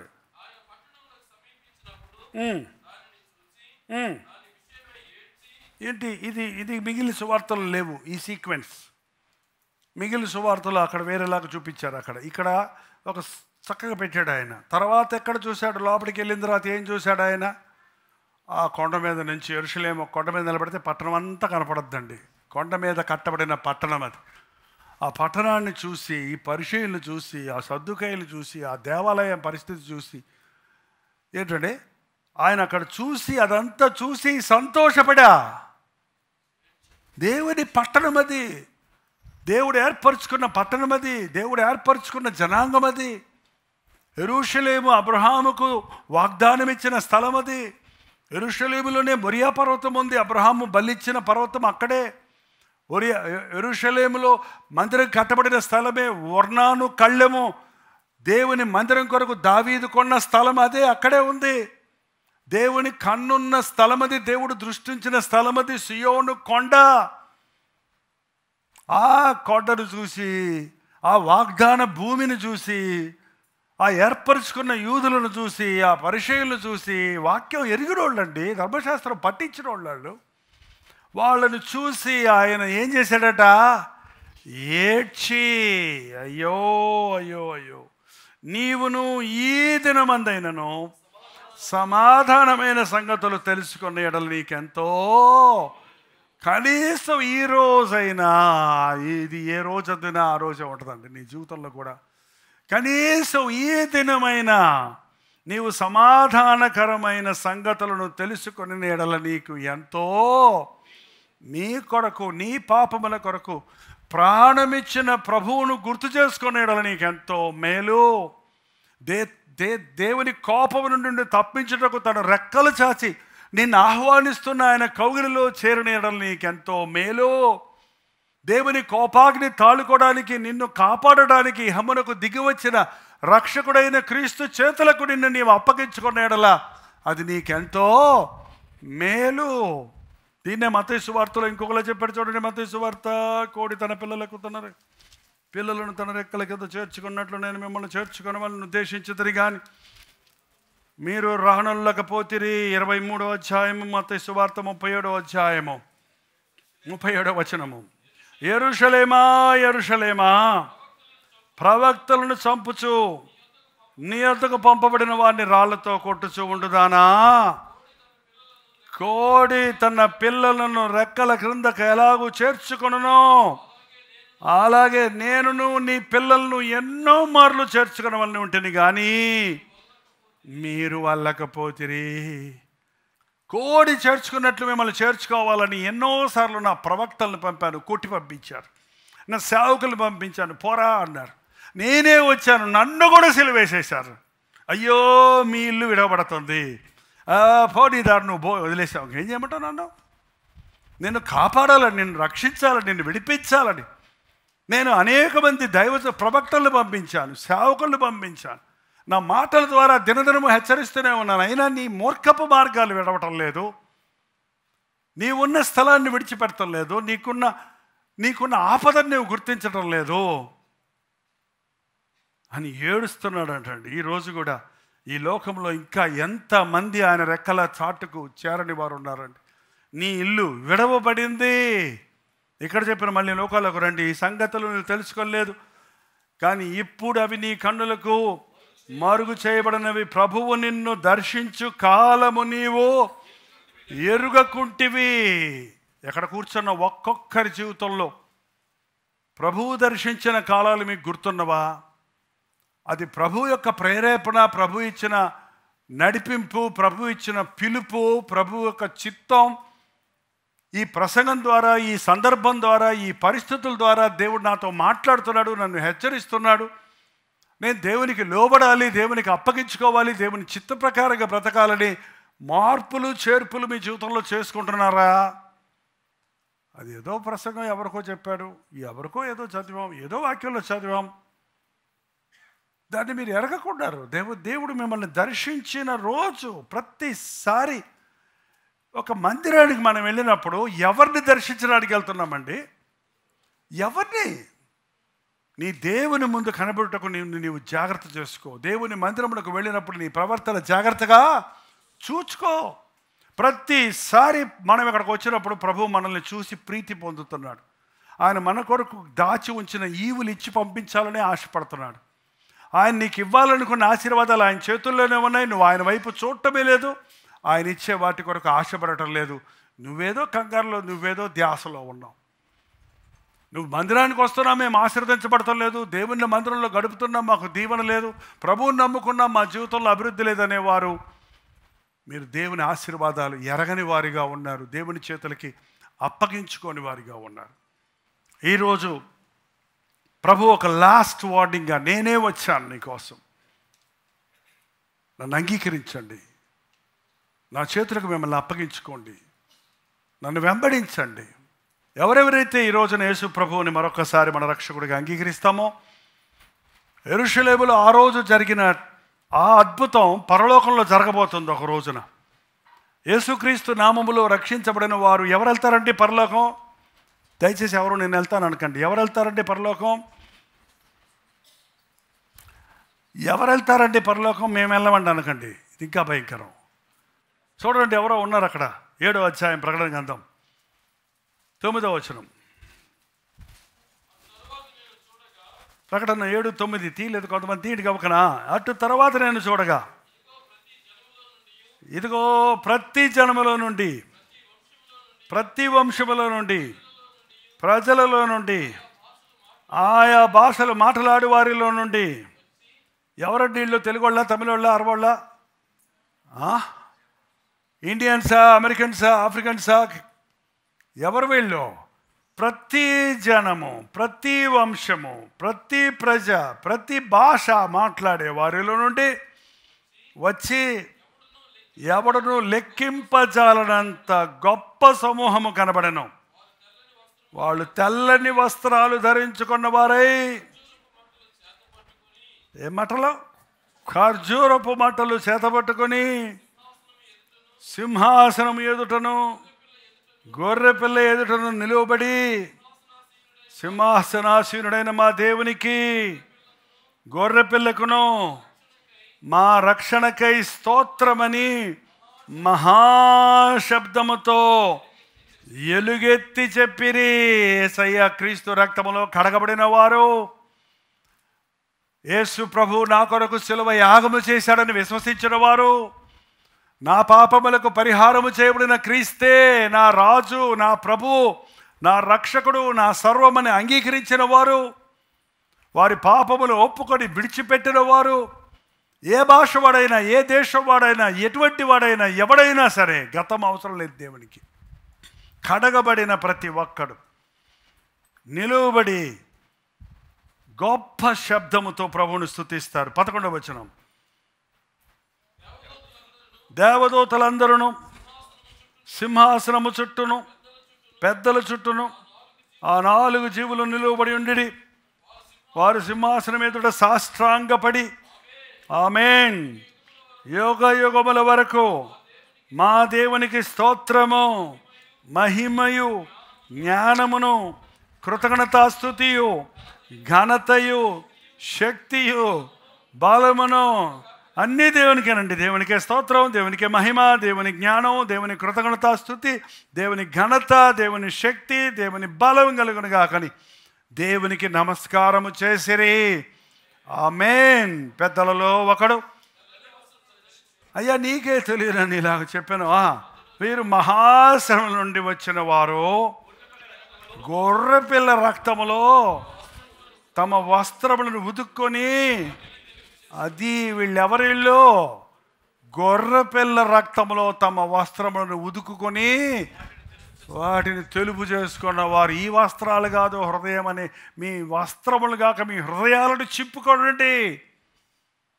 ఎవరైతే వారి పాపాలు ఒప్పుకొని క్రీస్తు రక్తములో కడగబడతారో వారే అక్కడ ఉంటారండి. శ్రమలు లేకుండా క్రైస్తవ్యం లేదు. శ్రమపడని క్రైస్తవత్వం కోసం తగతగలు అడకండి. ఎవడైనా నన్ను వెంబడించగోరినెడలా తంతానన్నాడు ప్రభు. పాస్టర్ గారు అంతగా చెప్పానంట, ఎవడైనా నన్ను వెంబడించుకోని తన్నుతాను అన్నాడంట.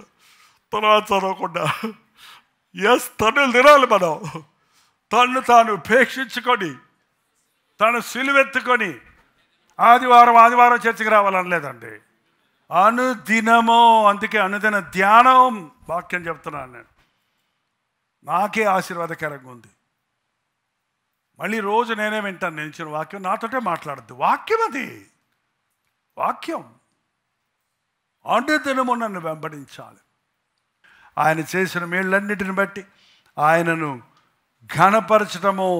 అందువలన వారు దేవుని సింహాసనం ఎదుట ఉండి రాత్రింబగళ్ళు, అబ్బా ఎప్పుడు ఈ ఆలయం ఎప్పుడు వస్తుందా అని చూస్తున్నాను. నాకు సింహాసనాసీనుడైన వాడు తానే తన గుడారము వారి కప్పును, వారికి ఇక మీదట ఆకలైనను దాహమైనను ఉండదు. సూర్యుని ఎండ అయినను వడగాలి అయినను వారికి తగలదు. అబ్బా అబ్బా అబ్బా అబ్బా అబ్బా. మహిమ శరీరాన్ని దేవుడు ఇస్తాడు, చెమట పట్టదు. ఎలక్ట్రిసిటీ ప్రాబ్లం లేదు. ఆయనే దీపముగా ఉంటాడు, ఆయనే వెలుగు. రాత్రి బగళ్ళు యుగ యుగములు ఆయనతో ఉండే భాగ్యం మనకు కలగజేయడానికే ఆయన పరము నుండి దిగి వచ్చాడండి.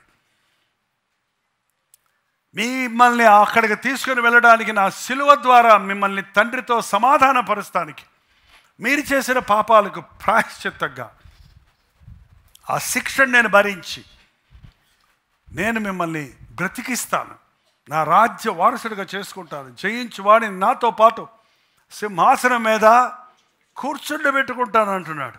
17వ వచనం కూడా, ఏలయనగా సింహాసనము మధ్య నుండి గొర్రె పిల్ల వారికి కాపరి అయి జీవజల బుగ్గల యొద్దకు వారు నడిపించును. దేవుడే వారి కన్నుల నుండి ప్రతి బాష్ప బిందువును తుడిచివేయును. ఆయనే ఆదరిస్తాడు, ఆయనే మన కన్నీటిని తుడుస్తారంటే ఇంకా లేదు నీకు ఆ శ్రమ, ఇంకా లేదు నీకు ఆ బాధ, ఇంకా రాదు నీకు ఆ సమస్య.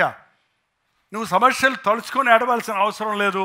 ఇది మొదలుకొని నేను నీకు నేనే నీ కాపరిగా ఉంటాను, నీ రాజుగా ఉంటాను, నీ ప్రభువుగా ఉంటాను. ఎవరు వద్దంటారండి ఈ పరలోకాన్ని? ఎవరు వద్దంటారండి అనుభవాన్ని? నేను వెడలిపోయి దేవునితో ఉండాలని ఆశ ఉంది, కానీ నాకు ఇంకా ఈ లోకంలో చేయవలసిన పని ఉంది. ఒక తల్లిగా, ఒక ఉద్యోగస్తుడిగా, ఒక యవనస్తుడిగా, ఒక తండ్రిగా, ఒక వ్యాపారవేత్తగా, ఒక డాక్టర్గా, ఒక నర్స్గా, ఒక సాఫ్ట్వేర్ ఇంజనీర్గా. ఇదే కదా ఇప్పుడు ఎక్కువ. దేవునికి నీతో పని ఉంది. నువ్వు ఏది చేసినా దాంట్లో దేవుడు నిన్ను రాణించేటట్టు చేయటానికి, ఆ విషయంలో నిన్ను వాడుకునేటట్టు చేయడానికి ప్రభు ఆశిస్తున్నాడు. నా దేవుడు, నా యేసయ్య తన పరలోకాన్ని వదిలిపెట్టి లోకానికి వచ్చి దీనుడిగా, సాత్వికుడిగా ఏం పట్టుకొని వచ్చాడో తెలుసండి? నీ రాజు, నీతిపరుడు, నువ్వు నీ రాజునైన ప్రభు రక్షణ చేతపరచుకోను. దీన మనసుకుడే, ఇదిగో రక్షణ తీసుకో, ఇదిగో రక్షణ తీసుకో, ఇదిగో రక్షణ, నీ పాపాల క్షమాపణ అని ప్రభు బతిమలాడుతున్నాడండి పరిశుద్ధాత్మని ద్వారా. ఈరోజు కూడా ఆ పరిచయులు శాస్త్రులాగా హృదయాన్ని కఠినపరుచుకోవద్దు. నన్ను ప్రభు దర్శించే సమయాన్ని గుర్తించని మూర్ఖతలో, గుడితనంలో ఉండొద్దు. ప్రతిసారి ప్రభు నామంలో మనం కూడి వచ్చినప్పుడు ప్రభు మనతో మాట్లాడటానికి ఆశపడుతున్నాడు. ఈరోజు దేవుడు తన దృష్టిలో ఉన్న మనల్ని ఆశీర్వదించాలని, ప్రభు వాడుకునే పాత్రగా మనం ఉండాలని ఆశపడుతున్నాడు. లేచిలబడి ప్రార్థన చేసుకుందాం. హృదయాలు కుమరించండి. దేవా, నా కొరకు ఇంత యాగం చేసిన యేసయ్యా, నేను ఎలాగూ నిన్ను విడిచిపెట్టనయ్యా. నా శరీరం నీదయ్యా, నా సమయం నీదయ్యా, నా తలాంతులు నీవయ్యా, నా కుటుంబం నీదయ్యా, నాకున్నదంతా నీదేనయ్యా. ఘనత, మహిమ నీకే చెల్లునయ్యా. పరలోకములో ఒక ఖర్జూరపు బట్టలు పట్టుకొని రాత్రింబగళ్ళు నీతో ఉండేటువంటి ఫలించే జీవితాలకు, పరిపూర్ణమైనటువంటి ఆశీర్వాదాలకు నిలయముగా మేముండుటకు సహాయం చేయం. ఆయనను మోసే వారికి ఊరేగింపు, ఆయన సువార్తను పట్టుకొని దేశాలకు వెళ్ళడానికి సర్వజనులకు సువార్తను ప్రకటించడానికి దేవుడిచ్చిన ఆధిక్యతను చూస్తున్నప్పుడు, అయ్యా ఎంత గొప్ప ప్రభువు నాకున్నావు, నేను నమ్ముకుంటున్నానయ్యా, నీకు అర్పించుకుంటున్నానయ్యా. నోరు తెరిచి ప్రభుత్వం ఒక మాట చెప్పండి. ఆ పాపం జోలికి పోకు, ఆ దుష్ట కార్యాలు జోలికి పోకు. వాడు దొంగ, దోచుకునేవాడు, ఆశ పెట్టి నిన్ను నాశనం చేసేవాడికి లోబడతావే. ప్రాణమిచ్చి నిన్ను రక్షించి నిరంతరం జీవించే పరలోకానికి వారసులుగా చేయాలన్న ప్రభువుకు నీ జీవితం ఇవ్వవా, జీవితం ఇవ్వవా? ఇదిగో ప్రభువా, నా జీవితం నీకు అప్పగిస్తున్నాను దేవుడితో చెబుదామా? నా కట్లు విప్పినందుకు వందనములయ్యా, నాకు రక్షణ ఇచ్చినందుకు వందనములయ్యా, నన్ను కోరుకున్నందుకు వందనములయ్యా, నన్ను నీ సన్నిధికి తెచ్చినందుకు వందనములయ్యా. నీ కొరకు జీవిస్తానని ప్రభువును స్తుతిద్దాం. జయము జయము, నా జీవితంలో జయమిచ్చే ప్రభువు నీవు. నీ నామంలో నాకు జయముంది. అన్ని విషయాల్లో విజయమును అనుగ్రహించే యేసయ్యా, మరణపు ముళ్ళును విరిచిన ప్రభువా, ప్రతిశోధన జయించిన ప్రభువా, నరకము నుండి నన్ను తప్పించిన యేసయ్యా, నీకు వందనాలు, నీకు జయము, నీకు స్తోత్రమని ప్రభుతో చెబుదాం. పరిశుద్ధుడా, ప్రేమగల తండ్రి, ఒక్కసారి మమ్మల్ని చూడు నాయన. నీవు కోరుకున్న వారిమేనయ్యా, నువ్వు ఏర్పరచుకున్న వారిమేనయ్యా. ఆనాటి పరిచయులు శాస్త్రుల వలె మా హృదయాలు కఠినపరచుకోక, దేవుని కార్యాలు అలవాటైపోక, యేసయ్య సువార్తను కథగానే ముగించుకోక, ఈ సువార్త సత్యాన్ని అంగీకరించి సమర్పించుకోవడానికి మాకు సహాయం ఇచ్చాయి. నన్ను ప్రేమించిన యేసయ్య, నాకు ఈ గొప్ప రక్షణ సిద్ధపరచుట కొరకు యాగమైపోయిన యేసయ్యా, ఇంకా మీకు మాకు మధ్యలో ఏ అడ్డాలు లేకుండా మిమ్మల్ని హత్తుకోవాలి యేసయ్యా. అయ్యా, ఏ ధ్యాస మాలో లేకుండా, ఏ ఆశ మాలో లేకుండా, నా యేసయ్య కొరకు బ్రతకాలనే ఒకే ఆశ, ఆయన చిత్తం నా జీవితంలో జరగాలనే ఒక వాంఛ మాకు దయచేయి తండ్రి. ఇంకా ఎవరైనా హృదయాలను కఠినపరుచుకుంటుంటే ఈరోజు మా మనోనేత్రాలు తెరువయ్యా. నిన్ను ఏడిపించేవారిగా కాక, మమ్మల్ని చూసి నీవు సంతోషించేటట్టు బ్రతుకుటకు నీ నామాన్ని ధరించిన మా ఒక్కొక్కరికి సహాయం చేయి ఆయన. క్రీస్తు నామములో అడుగుచున్నాము తండ్రి, ఆమేన్. కూర్చోండి. మీ ఆకలి తీర్చడానికి పిల్లలు వచ్చారు. వాహ్, వాళ్ళ పిల్లల రోజు ఎవరు వారిని ఇబ్బంది పెట్టకండి. పిల్లలు ఏం చేస్తారు ఇప్పుడు? మరి చెప్పండి ముందు వాక్యం.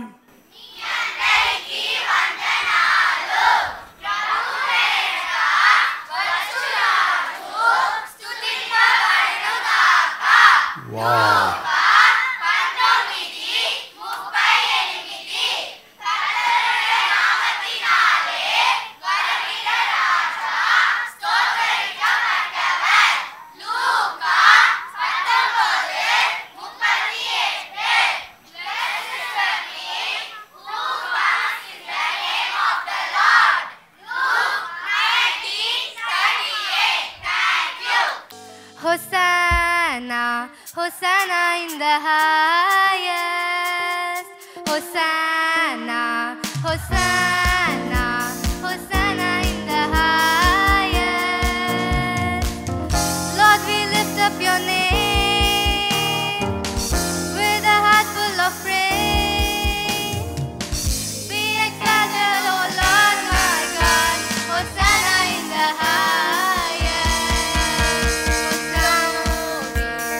Glory, glory to the King of Kings.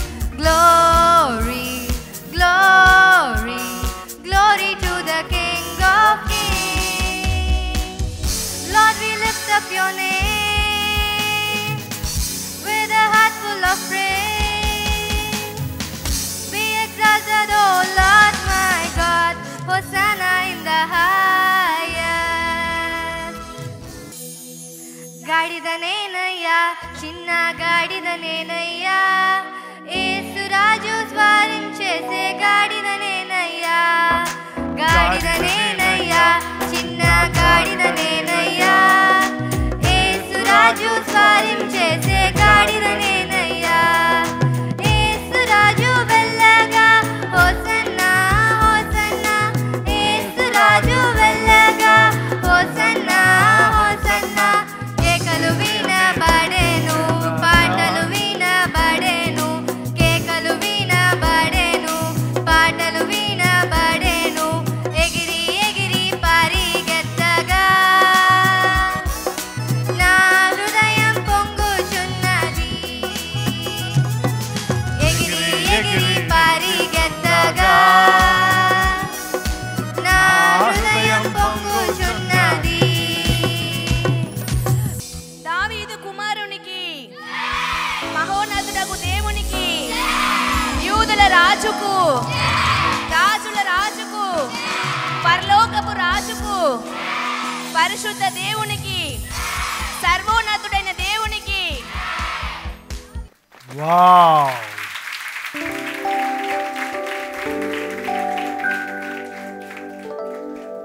పెద్దలు కూడా పాడరా? మీకు అందరికీ లేవా అయ్యి మంటలు? మంటలు లేకపోతే ఏమన్నాయి అన్నారు? ఖర్జూరం మంటలు లేకపోతే చేతులు ఉన్నాయి కదా. యేసురాజా మున్నే చెలిగిరారు. అందరం చరణం పాడుకొని వెళ్ళిపోదాం. అందరూ లేచి నిలబడండి. తెలుగా కొడాలి. జయం! హల్లెలూయా!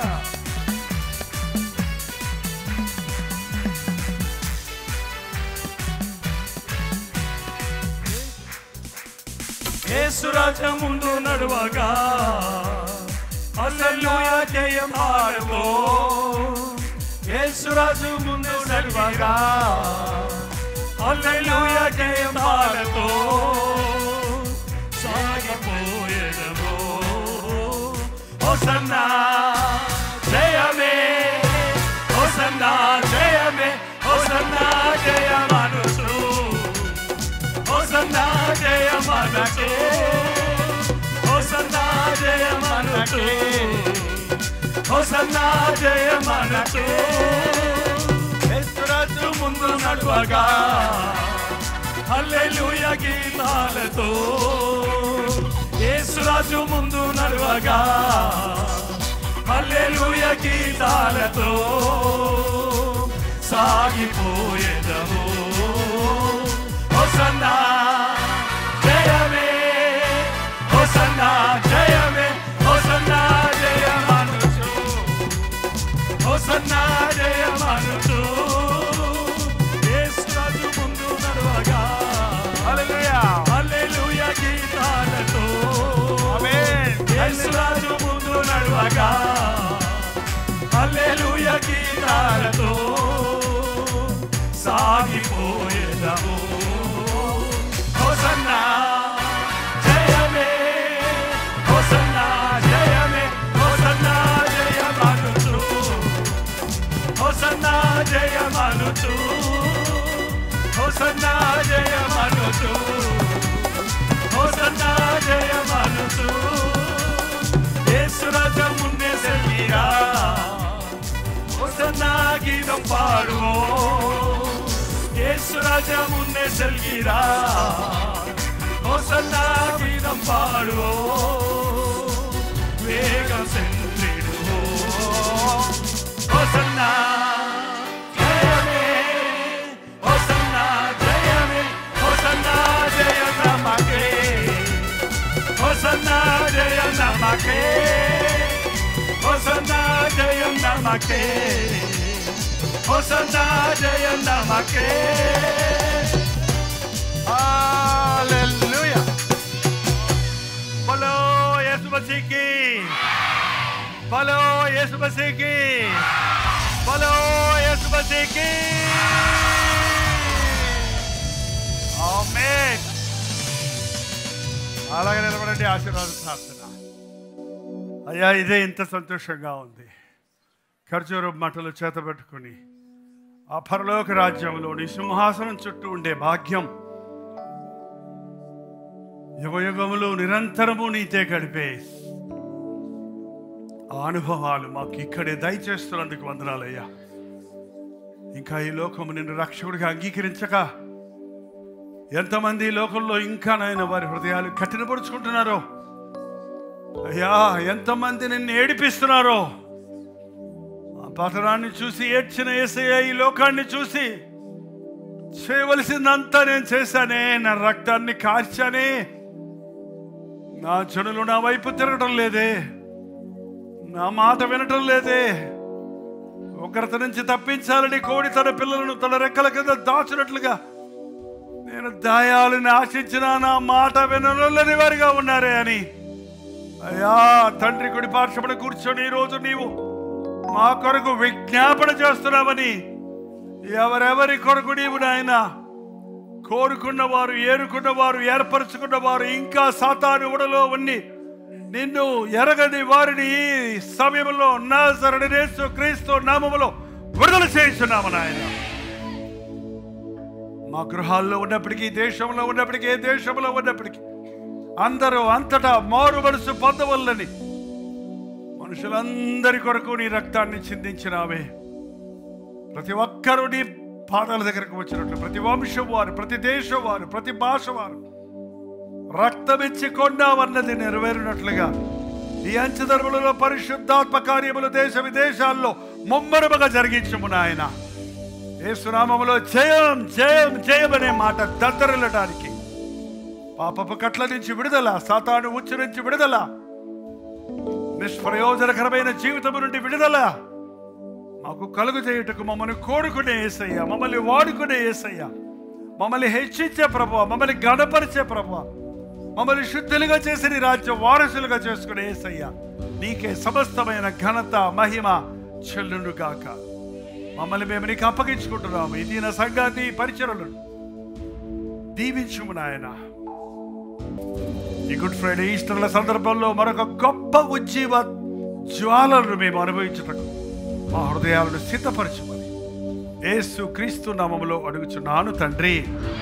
మన తండ్రి అయిన దేవుని యొక్క ప్రేమయు, కుమారుడైన క్రీస్తు యొక్క కృపయు, ఆదరణకర్త అయిన పరిశుద్ధాత్మ యొక్క సహవాసం కూడి వచ్చిన మనందరికీ, లైవ్ లో వీక్షిస్తున్న వారికి, స్టేజ్ మీదకి వచ్చిన చిన్న బిడ్డలందరికీ ఇప్పుడు సదాకాలం తోడై ఉండును గాక.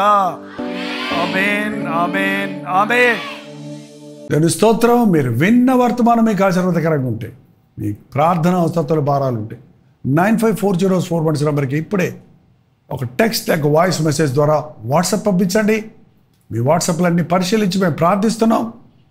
ప్రభు అద్భుతంగా మనకు జవాబులు ఇస్తున్నాం. మీరు ఇతర దేశాల్లో ఉంటే 91001008 నెంబర్కి మీ ప్రార్థన అవసరాలు పంపించాం. ఉచితమైతే రేపు ఉదయం 7 గంటలకు అనుదిన ధ్యానంలో మళ్ళీ కలుసుకుందాం. అంతవరకు దేవుని మహాకృప మీకు తోడేడు గాక.